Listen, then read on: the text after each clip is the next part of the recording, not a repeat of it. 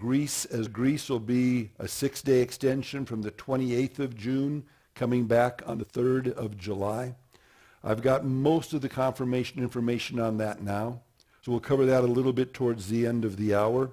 There's still going to be a couple more little things, but they're very small. The hotels and the where we're going and all that has been all confirmed now. So Greece is getting real close now, real close. So with that, I do want to mention a few people who for sure are going, and I'm going to talk about the pricing because the money's going to have to start coming in now for us to make reservations in Greece. They want 1/3 of that down as well. These are people that we know for sure are going to be going. Anthony and Crystal, Gil, Sandy Breget, Becky Guy, Kless and Rhonda, Tom, Lisa, Dave, Nadine, Roman, and Phoebe.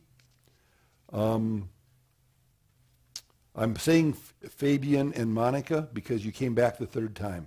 So you're still planning on going, is that correct? Yes. Michelle, you're still planning on going, correct? John Dusart, you're still planning on going, correct? Lachey, our daughter, we found out is going. So it's like, whoa, okay, come on. So she'll be going. Janice Murch will be going out in California. That's Willie Murch's mom. So she's going to be going. Carolyn, you're pretty much a definite the way it sounds, correct? Oh, there you are. You're on. Yes. Okay. Okay. Now, what about Zachary and is it Lori? No, it's Cassandra. Adria. And Zachary. Okay, I hope they're supposed to let me know for sure this because Adria started a new job with the state next month. And Okay. she's not sure she's going to be able to get that much time off next year. So Okay, by the end of this week, I'll let you know for sure. I'm going to stay off of them. I'm not going to put them on for real. I believe Lo is a definite, but we've lost contact with her for 2 weeks, and that's not like her. But the last we heard, yep, she's a definite. And then my son, Brian, and 2 oldest grandsons are still definite at this point. So I'm going to have 2 little guys going with. So that's the definites. We have about another 14 or 15 who said they're going, but until they either show up here or put their money in, we're going to just say we're not counting that. So we're just going with the real deal, and we'll go from there and add as we go. Now, on the deposits and the pricing, just so we get that, I talked with Philadelphia quite a bit this past week, and I've got it from them. This is how it's going to be. We said December 1st, we need $2,000 down. That gets you in. If you're doing the Greece extension, we need $1,000 down as well, in addition to those 2. So it's going to be $3,000 if you're doing the Greece extension. Then on February 1st, there's another $2,000 for Israel that is due. On March 1st, there's $1,500 for Greece, and that is an estimate, so I put it way at the end in March. I put that down there because that's saying Greece will be $2,500. I don't have that in stone yet. I won't get that until next week for sure. But that's what the price is looking like. And then the remainder, April 1st for Israel, would be another $1,400. So Israel deposits, $2,000 December 1st, $2,000 February 1st, $1,400 April 1st. So that's every 2 months. Every 2 months is $2,000, $2,000, $1,400. Greece, $1,000, $12,100, and I'll just say the balance March 1st. It should not be more than $1,500. It might be closer to $1,400, but you get a picture of what it's looking like. So that's the Israel-Greece deposits. Any question on that? Yeah, John? What is the one for Greece? How much is that? That is well, right now it's looking to be $2,500. It might be a little bit less. That's for 6 days. 5 nights, 6 days. 3 in Athens and 2 in a town down south that I cannot pronounce. But I've been reading a lot about it now that I've got the place, and it's just a beautiful place is what it is. But we just wanted a place where we can see Greece, the southern part of Greece a little bit, get out on an island and just chill. So that's what we're looking to do on Greece. So that's just a 2-day thing. All right. The other thing with Greece that is not included in that Greece price is the trip to Philippi. Philippi is 4.5 hours north of Athens. When we've done Philippi in the past, We've come down from Sofia. It's closer to Sofia than it is to Athens. So we would just come down from Sofia, spend a night in Thessalonica, and go into Athens and Corinth and all. It's a little bit different now because if we're going to go to Athens and back, that's 9 hours on driving to get there. So we're going to make that an option, those that want to go. It won't be with a tour guide. It'll just be with those who want to go up to Philippi. We're going to rent a vehicle, and we're going to drive to Philippi. Pastor Anthony, you know how to get there, right? Pastor Anthony will get us there. So we're going to drive up to Philippi and back. And those that want to go, that's great. I have 100% trust in that man. So up we go to Philippi and back. So that will be just an option. Otherwise, you'll have a free day in Athens that day to do shopping and to do whatever you want to do in Athens. So that's what we're going to be looking at with Athens. Okay. Any questions on that little bit? We're going to get much more into this later on once I get it down, but just so you have an understanding of that. Okay, let's go. We're going to be looking at our second day, our second tour day. John, last week what we looked at was just getting to Israel. We're going to be flying through Dallas this time and taking a nonstop flight from Dallas right to Tel Aviv. So it'll be Albuquerque to Dallas, a short layover there, and right over to Tel Aviv. So we've knocked off a good 10 hours, it looks like to me, on getting to Tel Aviv from our other trip. So yay, this is good. We talked about spending time just south of Caesarea, having a day off when we get there to get over our jet lag. And then we take off and we tour pretty strong that next day. The following day will be on a Sunday. We talked about going to Caesarea. We talked about going up the coastline into Mount Carmel area, to Megiddo, looking at Armageddon from Mount Carmel as well as from Megiddo, going over to Nazareth, looking down from Nazareth, driving by just Cana of the Galilee, and spending that night at the Sea of Galilee in a fairly new hotel in a town called Magdala. Mary Magdalene was Mary from Magdala. That was her hometown there on the Sea of Galilee. So we'll be there. Sometimes we've stayed at a place, something called a kibbutz. It's sort of like a farm, social type of place. But with COVID, they're not opening up the kibbutzim. So we're going to stay in hotels this time. So we'll be in a hotel again. So a hotel at Magdala. That's where we go in. There's our first night. One thing that I was talking to Klesson earlier. I talked to so many people about Israel, and I go through this tour over and over and over. I did not take any notes. I just kind of talked on the fly. So I've got my notes here now. So I don't remember if I talked to you guys about this or not. Did we talk about the falafel in the Druze village? Okay. I did twice this week to some of you, but not to this group. So here we go, guys. We're going to go back to that first day. On this tour, every breakfast and every supper is included on the tour. There are some lunches that are also provided. You don't have to eat lunch on this tour. Most people in Europe eat 2 times a day. In America, we eat 3. And that explains my change in church shirt sizes from time to time. But at any rate, so the first day on tour, we will have lunch provided. And it's in a little village. It's right after we go to Megiddo. Usually it's either before or after Megiddo. It's a little Druze village. It's called Daliat El Carmel. It's before we get to Megiddo. And it's a Druze village, and it's an interesting thing, the Druze people. And it's something I want to spend just a little bit of time on because it's your first day on tour and you're being blown away. And we're going to come into this little Palestinian community, and you're going to see that the people, some of them are dressed very differently than anything you've ever seen before in your life. And it's a wonderful experience, wonderful. We're going to pull into this little town. We're going to get off the buses. We're going to go into this little, not a diner, it's a falafel shop is what it is. And they know we're coming, so they're going to have us all ready, and they're going to give you an option. You get an option for your drink. You're all going to get one falafel because you got to try a falafel when you're there. Think of it like a stuffed sopapilla, kind of, with lots of vegetables in it, really good vegetables, and these round little balls. They're called falafels. It's sort of like the green chili of Israel. It's the food there. Falafel, that's what they're known for. So you can have this little falafel in this little handheld pita pocket bread. You have some fries. You'll get a Pepsi, a Coke, a Sprite, whatever you want to drink. We got these tables. Then we're just going to take a break there. You put sauces on there, and it is really very good, very good. So we're going to have that first day. So you get a chance to taste the falafel right away.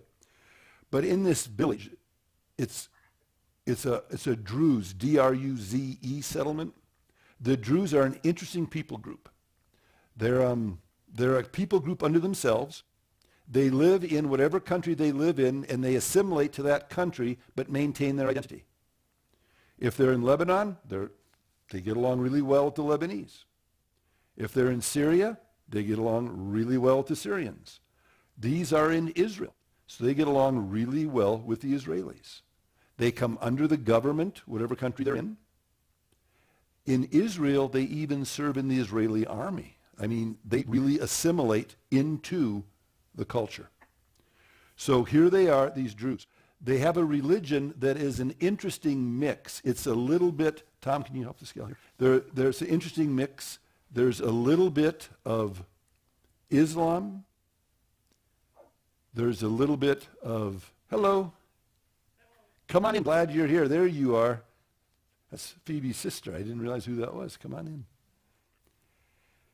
And there's a little bit of Islam in their religion. There's a little bit of Christianity within their religion. It's just this mixture. But they have one very unique component that I want you to be aware of. And how many here believe that there was a miraculous birth of Jesus? Yeah, of course we do. That's part of our faith.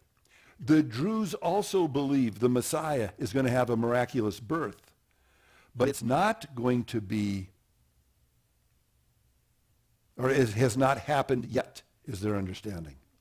So they believe the Messiah is still coming, and they believe it's going to be, if it's possible, from my perspective, more miraculous than what I believe the miraculous birth of Jesus Christ was. I look at, a virgin giving birth is like, whoa.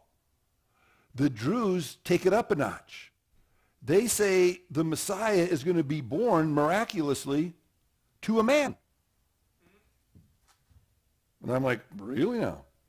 So every man growing up hopes that he will be the one having the miraculous birth of the Messiah. And those who are Orthodox Druze, if we want to use that term, when we're in this little village, you're going to see them. They've got black pants on, and there's a little net between their legs. And that is just in case, if I'm the man, I don't want my baby hitting the ground.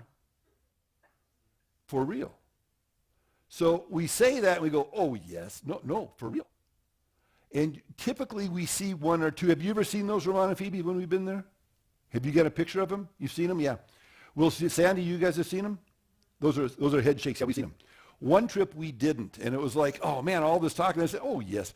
But no, they're there. So we want to be respectful. They're wonderful people, but if they're Orthodox, they walk with these baggy pants on. So be aware of that. But in the bus, if we might say on your left, you might want to get your cameras ready. Don't stick your, don't be crazy, but you can just kind of snap a shot. If you're on the street and you see one, if I see Fabian and Monica right there, and I see a Drew sitting where Roman is just off to the right, I might say, Fabian, Monica, let me take your picture. And you'll smile, snap, I'll get him. We don't have to take pictures. If I get a picture, we can make copies of those pictures, or we can send them on the phones, whatever we're doing. So you don't all have to go snap, snap, snap, snap. But you know what I'm saying? But it's an interesting thing, and it's one of the more intriguing things you're going to experience the first day out. And it's just like, whoa, this is different than back home, huh? It is. Yes, it is. It's extremely different. Wonderful people. They have some Muslim religion. They have some Judaism. They have some Christianity. It's all kind of in there. Those are the Druze. So we like to put that village in. They make great falafels, and we just want you to get an experience like that because it's pretty amazing. So those are the Druze. Then we go in, like I said, and we're going to land in Magdala. Welcome, Gil. Glad you're here. Were you working this whole time? No. Okay, good. Phew. So now the second day, we get into the Sea of Galilee, And that is an unbelievable experience. As we travel into, and we will be having maps starting at the first of the year. We found out if we give them out too early, it's better to do it later. So we're going to give the maps out after the first of the year. And we're going to have a map where you're going to see, okay, this is how we're coming. And we're going to be going in the only way you can get into this basin that we call the Sea of Galilee. It's a lake. It's a big lake. Remember, 13 miles north to south, 7 miles east to west. It's surrounded by not mountains, but they're bigger than hills. They're just good size. They're good size. They're bigger than our mesas, but not like Sandias, but they're good size. And the Sea of Galilee is down lower than that. So you drive down in around the Sea of Galilee.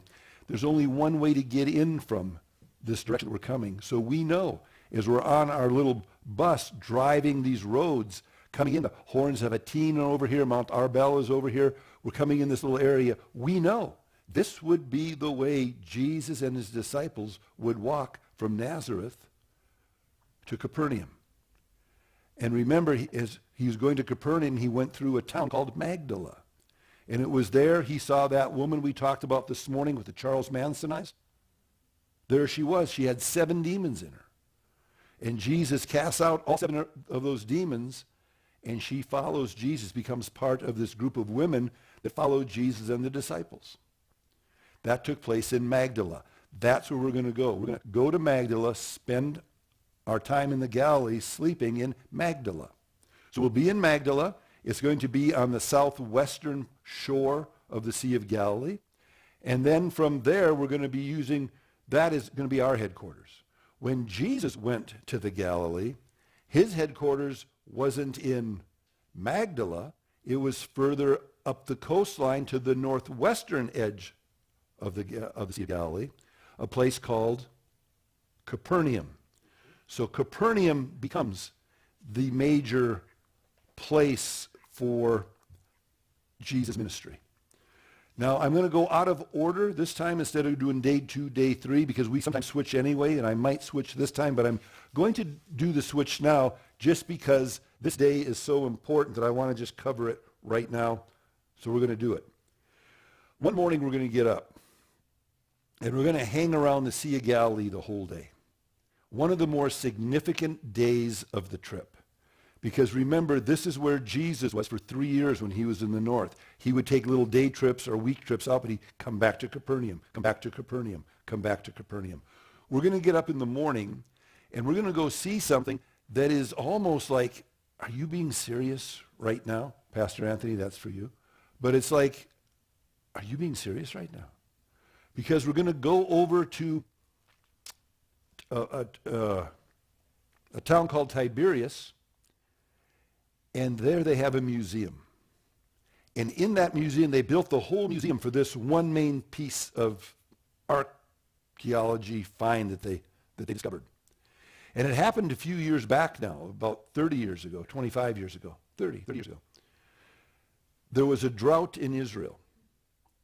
And the Sea of Galilee started to shrink. As it shrank, of course, the coastline, the shoreline, went in more and more and more and more. And they're like, wow, look, we've never seen this in our life. And they're looking, all of a sudden they saw something sticking up out of the bottom of the lakeshore there. And they looked at it and said, this is a boat. Are you kidding me? This is a boat buried in the bottom of the Sea of Galilee? Are you serious? So, of course, they film it and document it, and the archaeologists are called in, and we got to get this out of here. We got to get this out of here. And they dismantle this thing the best they can and get it out of there and bring it to the shoreline, and they bring all their guys in. They start dating it, and they say, this boat is like 2,000 years old. This is an old boat.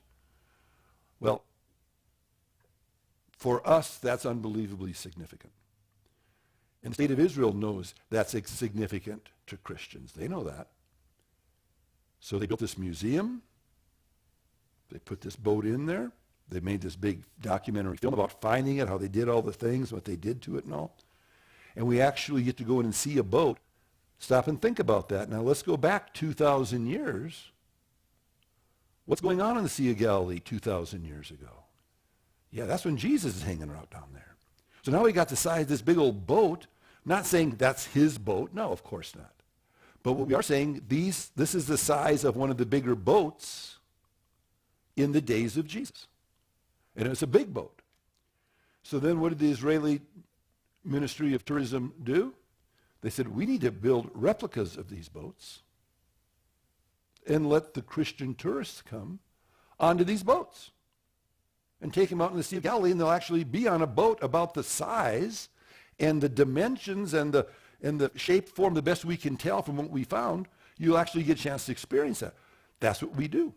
So we're going to get up in the morning. We're going to go, they call it the Jesus boat, of course. Not saying that's the boat of Jesus. Please get that clear. I had a couple of people I talked to came back from Israel, and they were told, we went on the Jesus boat. It was the boat that Jesus was on. No, come on. Stop. But we get a chance to see what the boat was like. And we go on that boat, and there's room for all of us on there. We go out across the Sea of Galilee. We go out into the middle of the Sea of Galilee. They stop the engines, and I can't even begin to describe what's going to happen to some of you. If you really know the Lord, if this doesn't affect you, something's going on, because you look around and you realize this is exactly what Jesus saw. This is his view, because Mount Arbel was there. It was there. The horns of Atin, they were there. The coastline of the Sea of Galilee, the cliff that goes off into the sea on the side of the Gadarenes, that was all there. You look at Magdala, it was there. And it's just like an unbelievable moment that you can have. Or you can just say, who wants to walk on the water? And that's fine. But look for the moments. Look for the moments. Because this could be an amazing moment for you. While we're there, the engine shut off, we worship. It's pretty good. So you have sweet worship time there. And then you can take a lot of pictures. Of course you are. And it's just one of those, man, how does it get better than this? Moments. And amazingly it does. But it's pretty stinking phenomenal. Sometimes we go back, and again, we have this rule throughout the tour, blessed are the flexible, for they're not easily broken. And we just follow the tour guides. They're in connection with everybody around us. Sometimes we'll go over to Capernaum. Other times we'll turn around and come back to Tiberias, take a bus to Capernaum. There are reasons for it, scheduling reasons and all kinds of different things. But we do this boat museum, the boat trip. Oftentimes then we go over to Capernaum. Now, Capernaum is an amazing, amazing site that they have come across. Remember, this was the headquarters of Jesus. And what makes it so unique is they have actually discovered the bottom stones of the synagogue in Capernaum. Then, over the years, they built another synagogue on top of those foundational stones. The foundational stones, and this will be something that our group's going to understand now. Remember this if you can, because it'll help you understand the Galilee portion of the tour. When you see black basalt stones, think like volcano ash, basalt type stones. Black stones go back thousands of years, a couple thousand years. Those are usually the original stones. When you see lighter stones built on top of them, that might be stones that have actually been brought in more modern architecture. So we're going to go there to Capernaum, and we're going to see the ruins of this synagogue. You're going to see black stones on the very bottom, and then you're going to see some different style of stones built up. That tells us, they built on top of the original synagogue. It's not that synagogue is all special. It's the fact that this is where it was. And we see how it's facing. And when we go inside this open-aired synagogue, it's just the ruins of the walls standing up in that. But look at that and look around and realize this is where Jesus would go to synagogue in Capernaum. And as we study the Gospels, we realize this is where some of his miracles took place in this synagogue. And when you walked out, this is what he would see. There's the Sea of Galilee. It's from here to maybe where we park our cars across the street. So there's the Sea of Galilee. So the synagogue is right there on the sea. And they weren't foolish, man. Let's have a great lake view coming out of the synagogue. You know, there it is, and it's beautiful. So we're going to look at some of that there. And we're going to be, they have a excavation find type of place, things that they have found. When we're there off to the side, you're going to see a millstone. Big old millstone. When Jesus says it's better, you know, that if a millstone be tied around your neck than if you cause one of the little ones to stumble. You're going to see a millstone there, the size of the millstone. And it's always impressive when you see the millstones there. Much bigger than I pictured. So you'll see the millstones. You're going to see a lot of these different things. We're going to go through and we'll stop and talk about a few of them here, a few of them there. Just stick with the group and listen up. But always in your mind, get the picture. This is where Jesus was. This is it. This is Capernaum. This was headquarters. As we continue on from there, we're going to go down by the lake. We're going to talk about the time when Jesus, remember we said before, Jesus owned nothing. He was born in a borrowed manger. He was buried in a borrowed tomb. He said he had no place to lay his head.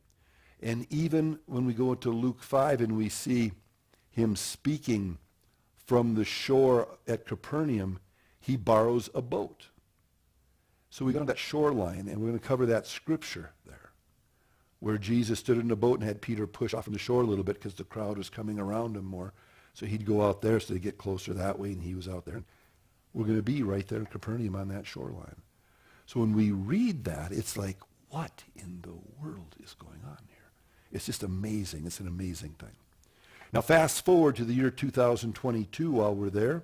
Capernaum is a site that is run by a specific denomination. And I forget which one it is, if it's I think it's an Orthodox priest, Eastern Orthodox priest, or it might be a Roman Catholic priest, or it might be a Presbyterian clergy. I forget the group. Makes no difference. Whoever it is, they're very conservative. So they say, look, if you're coming into the headquarters of Jesus, women, your shoulders will be covered. You're not getting in here. And your knees will be covered, ladies. No ifs, ands, or buts. Men, you're not wearing shorts in here. Forget about it. You'll be wearing long pants. When you're going to have your shoulders covered. We're going to have one whole time. We're going to talk about that. What to wear or what to pack so you're not bringing tons of stuff to cover your shoulders. You can use the same garment to cover your legs whenever we go to these types of places. And we'll talk about that at a later date. But we tell you the night before. Tomorrow you need to have your shoulders and knees covered, ladies. Men, you got to wear pants. So I typically am in shorts the whole time over there because it's just perfect weather. And then I just have a pair of pants that I just slip over my shorts, go to these sites, get back to the bus, slip them off, and go back with life again. But we'll talk about all that later. But that's going to be Capernaum. The synagogue is really the key thing there. They believe they found a home that possibly could be the house of Peter's mom, and I just kind of go, well, I guess. But it was it was a good-sized town, and I'm not saying. So when you get there, you're going to see sort of like our Carlisle spaceship house that we have over here, you know. It's sort of like, it's a more modern version of that, built over the ruins of that. And it's like this spaceship that just came and landed over it. It's just to protect those ruins. So when you see that, you go, what's that? You're going to know, oh, that's Peter's mom's house. If anything, we're not going to say it is, but we are going to say that it definitely commemorates Peter's mom's house. And it was somewhere around here. So that's cool. We can go in there and look, and it was a house for sure. So we can still see how the houses were set up and the significance of that. So that's going to be Capernaum. Capernaum is amazing. But the most, to me, I'm going to be selfish now, the most amazing sight of this day is not on the Sea of Galilee. It's off the Sea of Galilee, a little bit to the north, a little bit to the west. And that is a place called Chorazin. Now there are 3 ruins that they have discovered around the Sea of Galilee. Magdala, still there. No ruins in Magdala. It was a city when Jesus was there. It still is. Tiberias, still there. It was a city when Jesus was there. Still is. Capernaum was the city in Jesus' day. It's gone. Chorazim was a good-sized city. It's gone. Bethsaida, the home of Peter, John, James, their dad Zebedee. Remember John and James's dad Zebedee. His fishing business was centered in Bethsaida. They found Bethsaida, but it's ruins. Ruins of Bethsaida, ruins of Chorazim, and ruins of Capernaum. All of them, all three of them, mentioned by Jesus, remember. He goes, woe to you. Do I have it here maybe? No. He says, woe to you, Bethsaida and Chorazim. If the works were done in you, if they were done in Tyre and Sidon, they would have repented. A little bit later, a couple of verses later, he says, and you, Capernaum, if the works that were done in you would have been done in Sodom, the people of Sodom would have repented. Jesus did his ministry in Capernaum, Chorazim, Bethsaida, and the people just said, whatever. And Jesus places a curse on them. 2,000 years later, they found ruins of 3 cities. Those 3.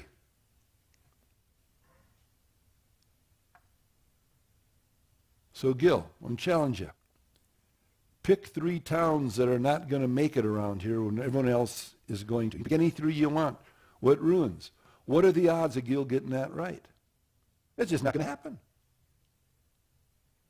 Jesus, it's recorded, he cursed these 3 towns. And these 3 towns are the ruins we go see. And I mean, there's nothing there. They're just ruins. So it's a pretty amazing reminder for us when we look. We don't go to Bethsaida. We do go to Capernaum and to Chorazim. And it's a good reminder for us that, wow, God really is in control, huh? He really does know what's going on in our future. He really does bring up and bring down according to his plan. So we don't have to sit and freak out. We can trust the God who controls all things. So we're going to see Capernaum, Chorazim. Then we're going to stop at a place that commemorates the Beatitudes. Now, they've turned this into a really nice church. And that so saddens me. But we'll go look at this. It's a real nice church. When I first started going to Israel years and years and years ago, it was just a hill with flowing grain kind of flowing down on the hill and grasses growing on the hill, and there'd be fields down there. And we would actually stand on top of the hill and we would walk down that, just the way people would have done, just the way Jesus' disciples would have done. Remember when they were walking on the Sabbath and they picked some of the grain, and we would do that. We'd go by and this is great. It's just like, hey, that's all blocked off, fenced off. I've tried all 3 times we go on. Can we get down there? And no, that's no longer. That's all closed off to tourists. Can't go there. So we're going to still go there anyway, because I want you just to see the place where most people believe Jesus had that Sermon on the Mount, chapters 5, 6, and 7 of Matthew. Still get to see the Sea of Galilee from there. It's a beautiful view. And it commemorates the Beatitudes, the Sermon on the Mount. Now, going back to Chorazim, there is something that I want us to go back to, and that's going to be, if you have your Bibles or if you're writing this down, that's Matthew 23. Matthew 23, we want to go back to Chorazim. And there's 2 things in Chorazim that I want us to get a look at. The first thing is we're going to go and we're going to see very old ruins of a synagogue. And what makes the ruins of the synagogue so interesting, they have a chair of stone carved out. Everything's stone back then because there's it's all stone. But they have a place, that a little sign above it says Moses' seat, the seat of Moses. Now, the seat of Moses is pretty significant because every synagogue had the seat of Moses. And when you were reading from the Word of God, publicly, you would sit in the seat of Moses to read the Torah, the Word of God, the author. They called Moses the seat. He was the man who God gave those first 5 books of the Old Testament to. So it's called the seat of Moses, or Moses' seat. Hence, when Jesus is speaking to the religious leaders, specifically the Pharisees and the scribes, it says in Matthew 23, verse 1, "Then Jesus spoke to the multitudes and to his disciples, saying, 'The scribes and the Pharisees sit in Moses' seat.'" That's what that means. They were the ones who would read the scriptures in the synagogue. Therefore, whatever they tell you to observe, that observe and do. Because when they're speaking from Moses' seat, they're reading the Word of God. So Jesus tells them, when you see the scribes and Pharisees in Moses' seat, whatever they tell you to do, do that. Remember, in the Galilee, these are uneducated people of the land. The scholars were down in Jerusalem. That's why they were so shocked. Can anything good come out of Nazareth? Or the Galilee, the darkness, they called it the Galilee of the Gentiles. Even though there were Jews living up there, it was a bit of a slam because they were not the students of Torah. So Jesus is teaching just us regular folk. And he says, whatever the scribes and Pharisees say to you when sitting in Moses' seat, observe that and do it. But then he goes on, but do not do according to their works. Don't follow what they do, but listen to what they say when they're reading that Word of God. But don't do according to their works, for they say and they do not do. And then he goes on and says all the things that they do, of course. But the key thing is the seat of Moses, Moses' seat. So when we go to Chorazim, we're going to see Moses' seat sitting there. Now, you can go up there and sit in there and take a picture sitting in Moses' seat. Most all tourists do. It's not the original one they found. The one that they found is in the Israeli Museum in Jerusalem. And if you go to the Israeli Museum in Jerusalem, you'll see it again. Why is there 2 of them? Well, this is a replica here. But you can go and sit in there. It looks just like it. But you can sit in the seat of Moses. That's in Chorazim. The other thing that's very interesting in Chorazim is they've taken some of the stone that they found, and now this is going to be back from 2,000 years ago. If it's 2,000 years, Chorazim, what color stone would it be? Black stone. It's going to be black stone, basalt. And they found all these stones here, and they built up a house the way it would be. So we go in there and we get a look to see how they built their homes of stone back there in the days of the basalt construction, which would have been 2,000 years ago. It's pretty stinking interesting. As you go in, you're going to see the size of a room, and then you're going to see a wall, a support wall. They don't have support beams, they have support walls. And the support wall is a cantilever, that's what they call it, this kind of thing where the stones go this way and they hook in. And we had an architect go with us one time, J.J. Shapiro, and he gave us a wonderful teaching on the strength of a cantilever in stone building. That's the strongest you can possibly have once you put that keystone in there. It's solid. And that's exactly what it is. It's this archway on this stone. And then they have another one, archway, and then they would take shingles and lay shingles across from the edge of the house to the support wall, and again from the edge of the half of the support wall, and then the other half of the support wall to the other support wall, and they'd have shingles. So when we get there, they have a pile of shingles for us to look at as well.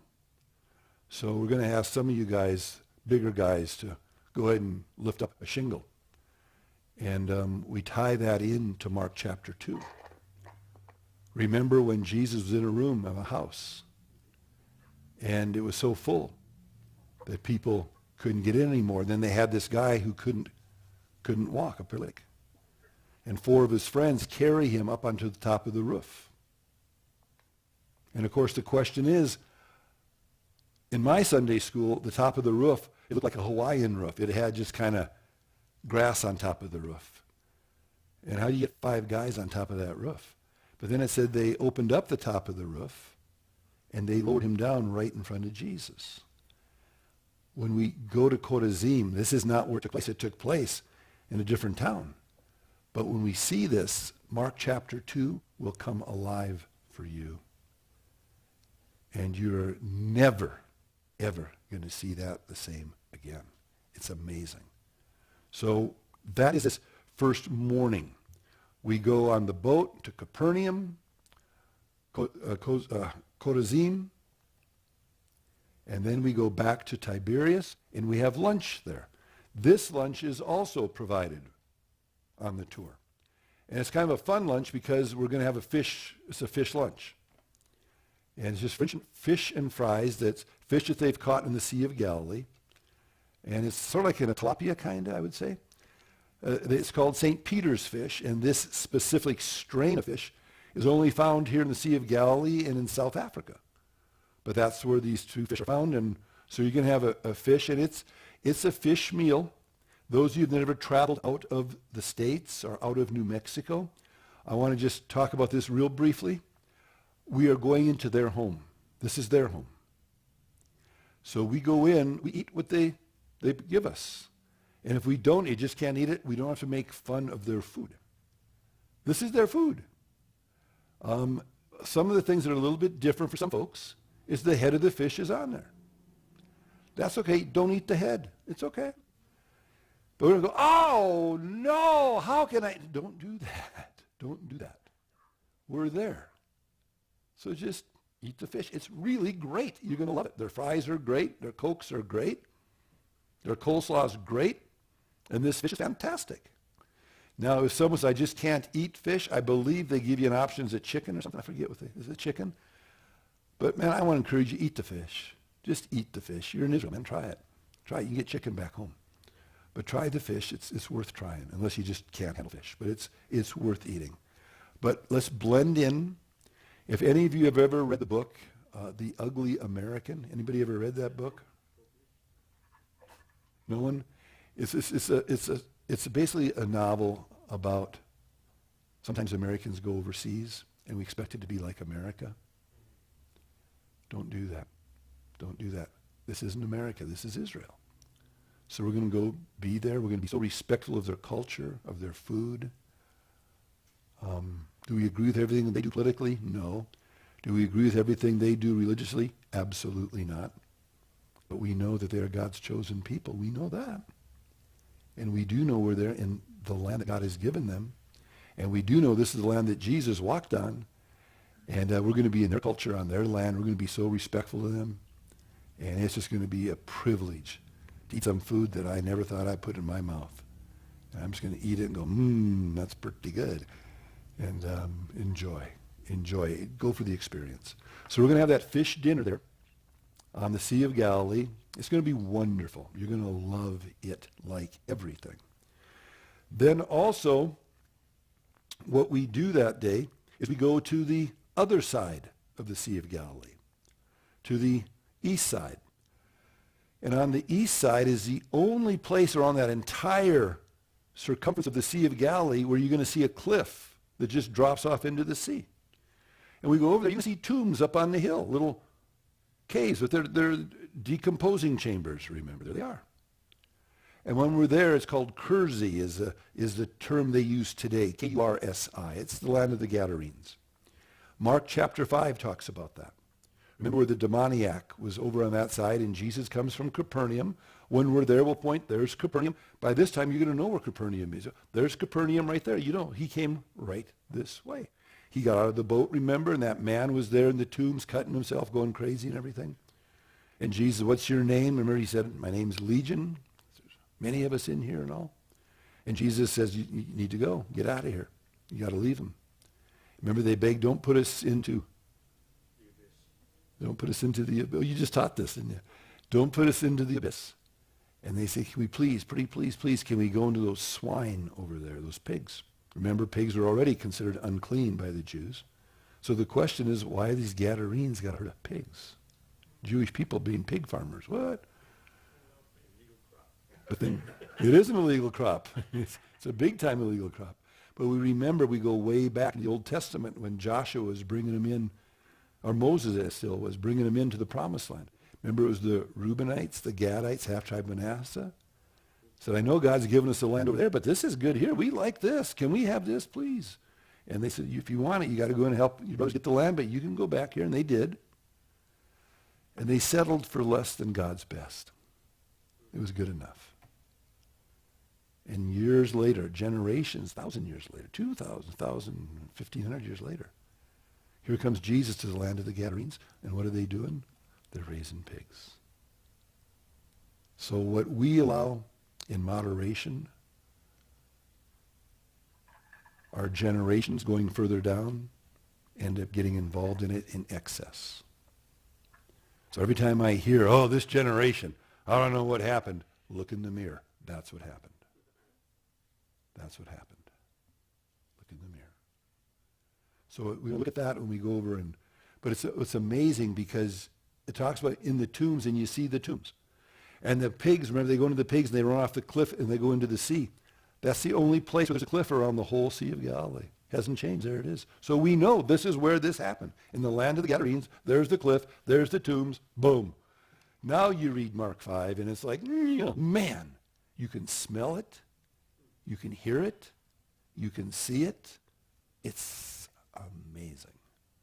From there, we go down to where the Sea of Galilee empties into the Jordan River.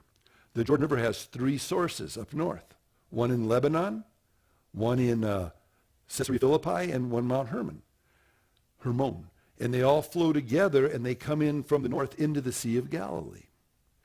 Fresh water, oh, it's wonderful. Teeming with life.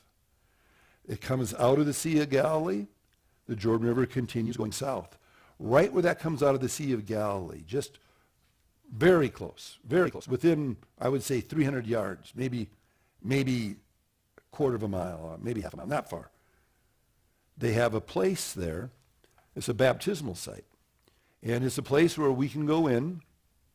They have changing rooms for men and women and showers, and they give you a towel, and you have to wear a robe, and it's just, man, there it is. And they have a place where you can go out into the Jordan River, and there's tons of people doing this all the time. And we get all our folks together, and we start doing some worship. And those of you who want to get baptized in the Jordan River, this is a perfect time to do that. So we just take you down, and we get baptized in the Jordan River right there. You get a little certificate that says I was baptized in the Jordan River and all, but it's a sweet, unique experience to say I was baptized in the Jordan River. One of the crazy things, I'd gone to Israel so many times. I'd never done that. I've been baptized once in a church by a contractor up in Dickinson, North Dakota. He was an elder at the church, and he baptized me, just like you always see on TV with that big tank, behind the pulpit and all. And I gave my testimony and got baptized. There I was. I went to Israel, so I'm not going to get baptized. I've been baptized. It's good. So I never did. And then we started the church here in our first trip over to Israel. We're doing our baptism. And I looked at Connie and I said, babe, let's you and I get baptized together in the Jordan. Yes! And I'm so glad I waited. And we just got baptized together. And of all things, our son Brian baptized us. It was like, this is thinking cool. So it was awesome. But I want to encourage you, and if you're going back again, you want to get baptized a second time in the Jordan River, get baptized a second time. It's not going to cost you your salvation. So if it's something you want to do, that's available to you.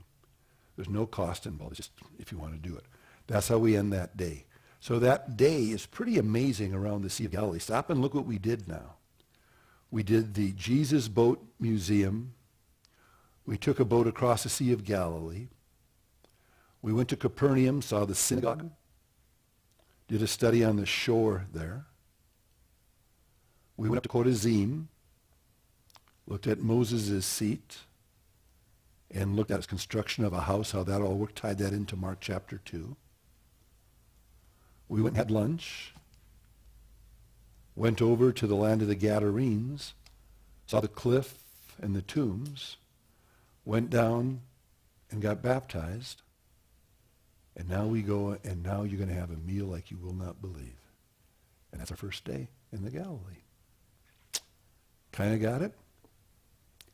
And after that day, I told you before when I did this tour, the first day, after we did Caesarea, Armageddon, Mount Carmel, Megiddo, Nazareth, I'm going, well, can't get better than that. Then you have a day like this and you go, well, okay, this was even better, but it can't get better than this. Roman, Phoebe, what do you think? Does it get better? It does. It's crazy. Would you agree with that, Sandy? It's really good. And it gets better. It's just crazy. It's crazy. It just keeps building on a crescendo. But this is going to be one of those days when you go to bed at night, you're going to just go, I cannot believe that I'm in Israel. This is unbelievable. This is crazy. Now, the next day, don't have to do it, but I want to encourage you to do it. Don't have to. Connie and I do it, and we talk about it all the time. This will be our fourth trip together, and we talk about it all the time. It's just what we do. And I would encourage you to take your phone out before you go to bed that night, set your alarm, and get up early. Find out when sunrise is. We always get up early anyway. But get up early. It's pretty easy to get up early because we're going to be jet lagged a little bit. But do it. Get there when the sun comes up. Go out alongside the sea, grab your Bible, and just read maybe the Sermon on the Mount. And as you're reading it, just look up and there it is right there. Oh man, there it is. And Connie and I, one morning when we were doing that, we read, consider the birds of the air. And I'm not exaggerating. There are probably 800 birds in the trees there at that kibbutz. They were everywhere. It's like, consider the birds of the air. Oh my goodness gracious. Unbelievable. So I want to encourage you to have some quiet time with the Lord. Grab your Bible and just read about events around the Sea of Galilee. Talk to the Lord. Talk to him. He's there with you. Talk to him. Just like you talk to him here when he's here with you here. But there's something special for me about the Sea of Galilee. And I want to encourage you to do it there because we're heading eventually down to Jerusalem, and quiet times in Jerusalem are almost impossible. Because there is no quietness in Jerusalem. Jerusalem is like, yeah. And we understand why Jesus would take his disciples and go across the Kidron Valley to the Garden of Gethsemane to get away from the city. Because in Jerusalem, man. So enjoy your quiet times in the Galilee. And you can see why Jesus spent time in the Galilee. Just ministering to folks like you and me, just regular folk. It's amazing. His parables, when we're in the Galilee, are going to come alive because it's still very rural, very agricultural. It's sweet. So that first day in the Galilee, there it is. That's the day around the Sea of Galilee. It'll say, we'll be getting our itinerary. We'll be sending them out to you here, guys, within the next 2 weeks. And you'll see every day exactly what we're going to be doing, unless we get flexible into something else. But that's typically what we're going to be doing. And this day will match up with what we covered today. Any questions or comments, those of you who have been before, or any questions about this day, things we covered today? Sandy, tell us about, you have to come up here to do it though. Come on, girl, talk to us. As you're getting ready to come up, I'll give you time to think, okay? 5:10, we're good. Tell us about something, anything on the sea, around the Sea of Galilee that day that was just, you think back and it was way special. You got to hear so they can see on that camera.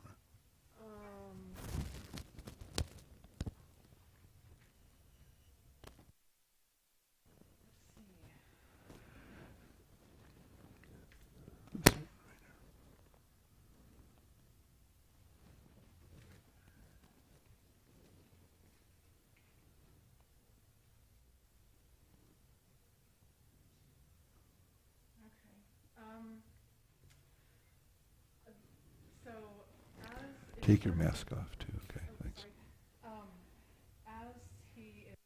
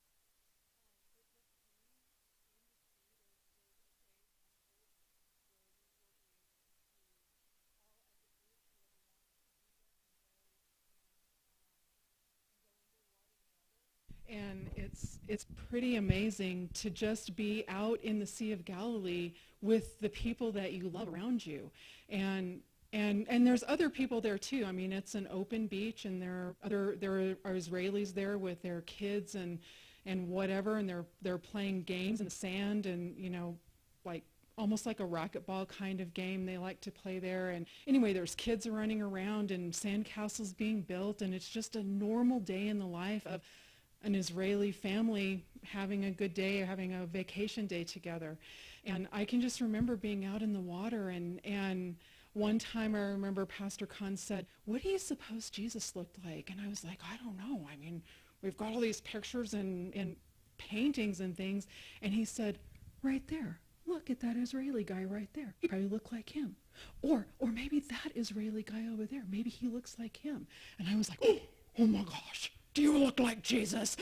I mean, it's so cool, even though I don't really know, but it's so cool to be just sort of playing around in the water and mixing with the normal population that's there. And they're so kind, and they're so, I don't even know how to explain it. They always have a kind word. They always are willing to help if you have a question. It's amazing to be out. They don't make fun of people. It's so different from being in a swimsuit in America. They're so kind and sweet and just want you to have a good time and experience. And so just being out in the water with all of the people who are willing to go or able to go into the water and just play around and kind of swim around and talk to different people and see kids throw, you may have a ball coming at you from some little kid who's playing something with their siblings or whatever, but I don't know, it's just really cool. It's not a sight, and it's not something you're reading in scripture, but man, is it like total immersion into the culture. It's just really cool. I thought that was really fun. So, sure. Miss Phoebe, can you come up, please? I was have Roman come up, and I saw Phoebe sitting there, and I said, well, this is Roman's wife. And this is your third trip to Israel now? And you've been 3 times, Sandy? This is your 4th trip, right? So these are repeat goers. You have to be over here to get the camera. Let me get this here. There she is. Just share anything on Israel you want to share, girl. I think the most amazing thing to me was the safety in Israel.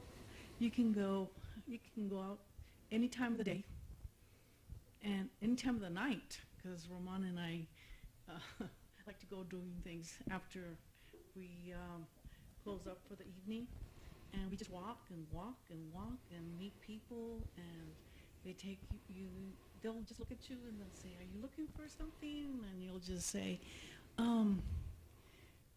or let me show you this. And they'll just take you, and you're walking this way and up this way, and I mean, these people walk fast. I mean, it was like we were going up some stairs, and then we were going down some stairs, and then we were going crossing someplace else, and we were like, where is he taking us to? He said he was taking us to the tomb of David. And we were like, really, the tomb of David? I never heard Pastor Khan say anything about the Tomb of David, and I had never heard of it when we had gone the first time. And so anyway, this guy took us, I'm telling you, it must have been 20 minutes of walking up and down and going everywhere, taking us through different alleys and stuff. And then when he took us into the place, he says, he took us way up to the top, and he says, look down. And we said, okay, so we looked down. That's where it's at. Oh, so now we have to go down. So we went down, and he says, the men are separated from the women. So you go this way, and he'll go the other way. He says, and I'll watch you. And people they were praying. And it was kind of like, to me it was disruptive, but he said, go, go. So we went, and we saw the tomb, and it was like, and I told Roman, do you think this is really the tomb? It was beautiful. I mean, the casket and everything, all marble. It was beautiful, and I just said, and he says, tomorrow I'll ask Pastor Khan. And he said, if you didn't find it in the Bible, it's not true. So, no, I guess it's not true, but to them, it is. We would walk at nighttime, and I'm telling you, by the time you get up early in the morning, you're like, oh my gosh, it's time to get up. Yeah, well, you walked all night and did I don't know what all. So now get up, because you have to be on time. So we have to be on time. We have to be respectful of others. Everybody else paid the same amount that you paid. So it's just an amazing place. It's, till you're there, you know what it's like. So I hope for all those that are wondering if they're still going or not, I hope you make a decision to go. Clesson, you come up too, please? Thanks. Clesson went for his first time, our last tour. I'm not Clesson. Oh, man. Phone. I left my call phone with you. You were on call for a minute. Nice. Excellent.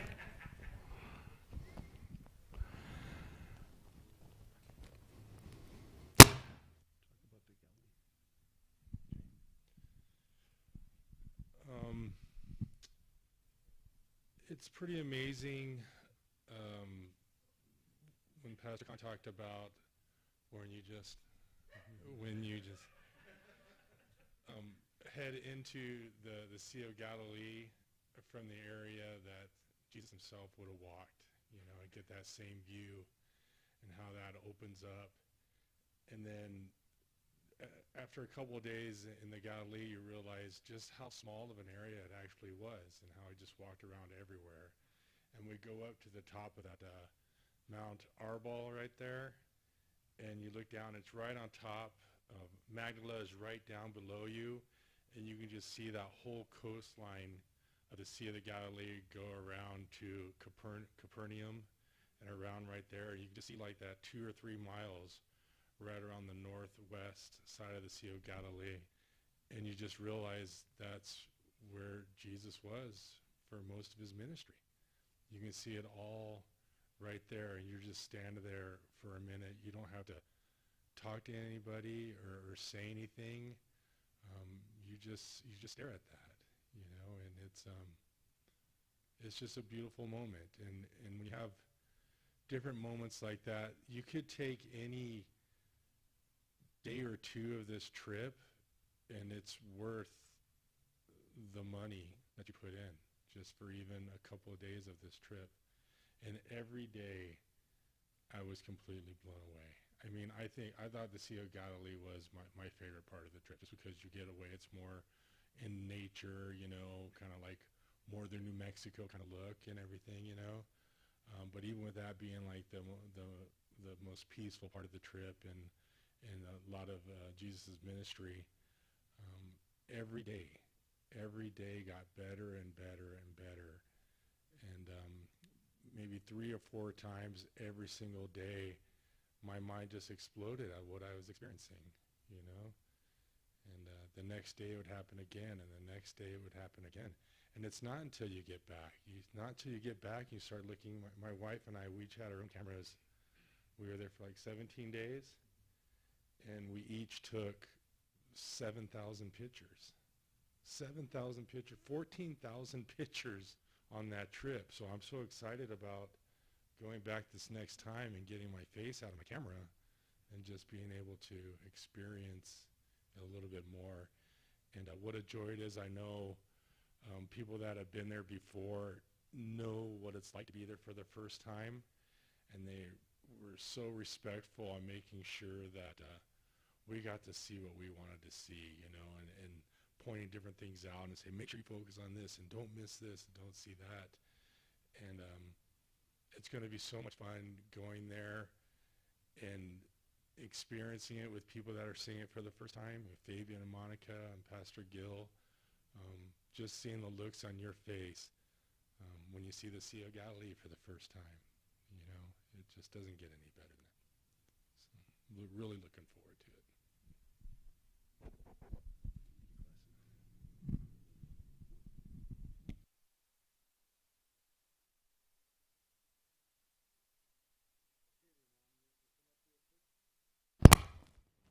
That's pretty loud.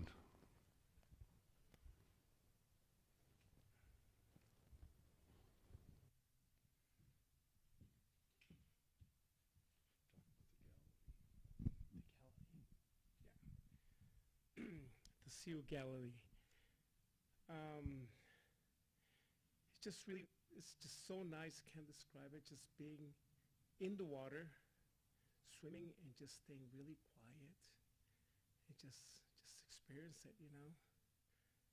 I felt like I was just by myself there. Like I feel his presence. So then I started diving and moving my feet around, and then I started feeling some clams. I dive and start taking out some clams. So I ended up taking a pile of clams, like 50 of them. And then I was asking if they said it's Tabasco sauce anywhere. You know, this is like eating oysters, right? I can eat them raw. But, ooh, they weren't that good raw. No. So I had to throw them all back, you know.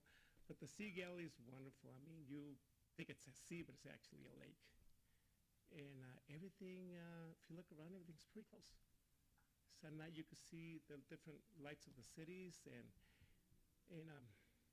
just a different experience. I mean, you're never going to experience this anywhere else. And if you look up, all these hills that you see, that's what Jesus saw. You know, and it just brings me chills, you know, just to think about it. And this will be probably my third time. And every time I went, it was like the first time, just as excited, you know. And man, it's going to be really good for you first time goers. You're going to love it, man. I'm really looking forward to it. Yeah. Oh, yeah. You'll enjoy it.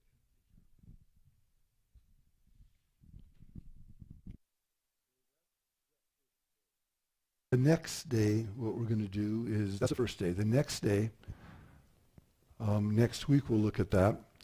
We're going to be going up into something called the Golan Heights. And that is just one of the most amazing days you can imagine. And, yeah, that's going to be really good. We'll talk about that next week.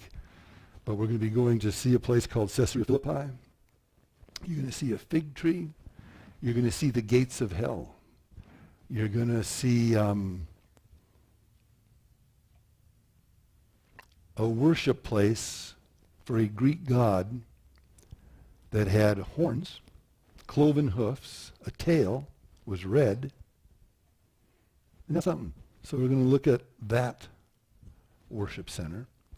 Well, at the same place, they have the gates of Hades, and they have a emperor worship site, all at the same place.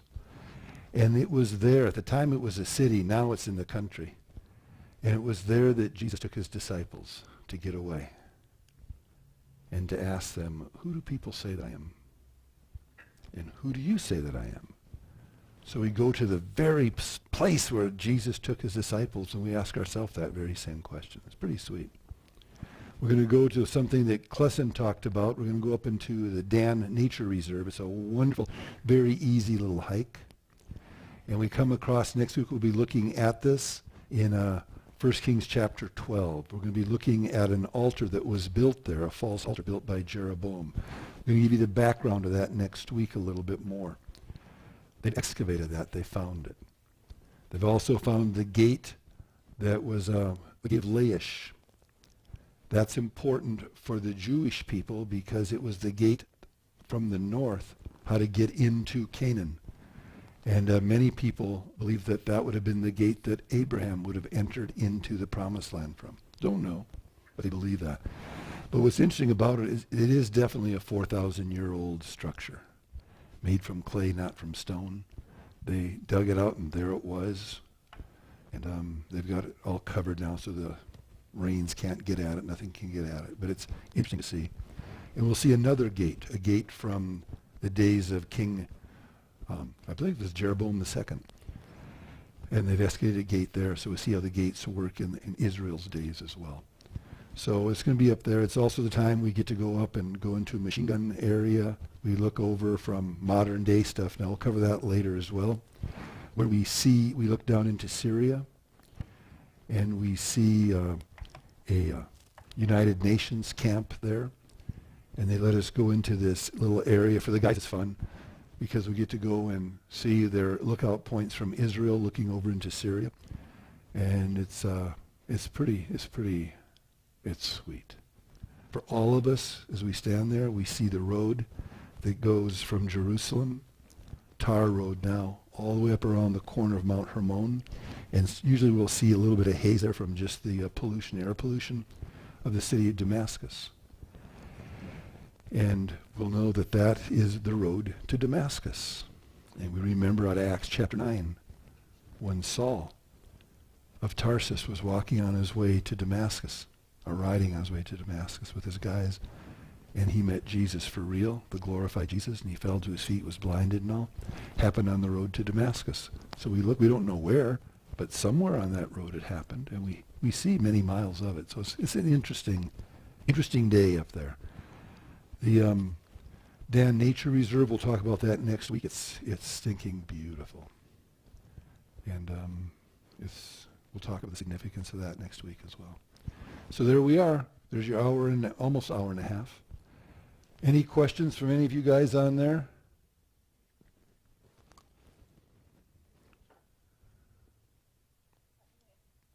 Okay, thanks for joining us, guys. Janice Murch, thank you for joining us. Well, thank you. I'm happy I'm real happy to be going. We are really happy to have you going. We love your son up here. We love Willie out here, man. We look forward to meeting you so we can love on you too.